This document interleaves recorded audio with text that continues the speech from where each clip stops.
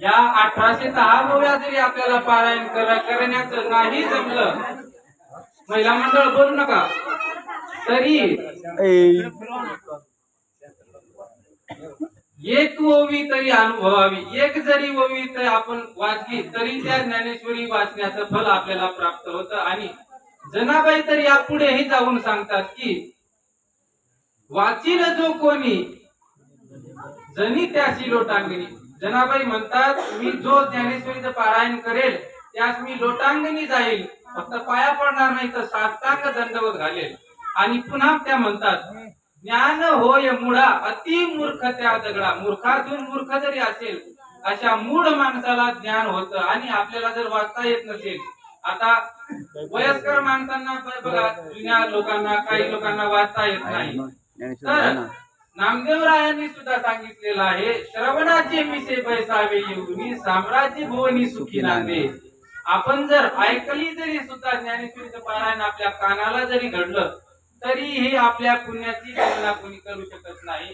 सांगण्यासारखं भरपूर आहे, पण आपल्याला वेळेअभावी हे लवकरात लवकर उरकायचं आहे. तरी आपण 5 ओव्या या ठिकाणी दीपोत्सवाच्या घेऊ.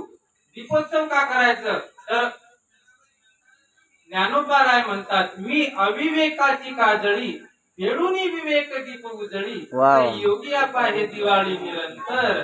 ज्ञानोबा राय सांगतात, भगवंतानी जो अवतार घेतलाय तो आपला भक्तांना तारण्यासाठी, त्यांचे उद्धार करण्यासाठी. तर मग आपल्या संसारामध्ये अविवेक जो आहे, अविवेक जो आहे तो फेडायचा आणि विवेक दीप उजळी म्हणजे ज्ञानाकडून प्रकाशाकडे आपली प्रगती कशी होईल.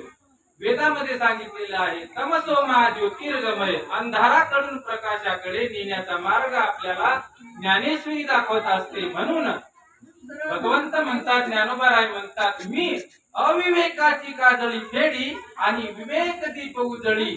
मग त्यामुळे काय होईल तर योगी आपा हे दिवाळी निरंतर. योगिया म्हणजे या ठिकाणी जो वाचक जो आहे, पारायण करणारा किंवा साधक जो आहे, त्याच्या जीवनामध्ये अंधार कमी व्हावा आणि प्रकाशमान त्याचं जीवन व्हावं. अशा प्रकारे ज्ञानेश्वर महाराजांनी अनेक अशा ओव्या, भरपूर सांगण्यासारखं भलतं काही आहे, पण आपण थोडक्यामध्ये उरकून घेऊया.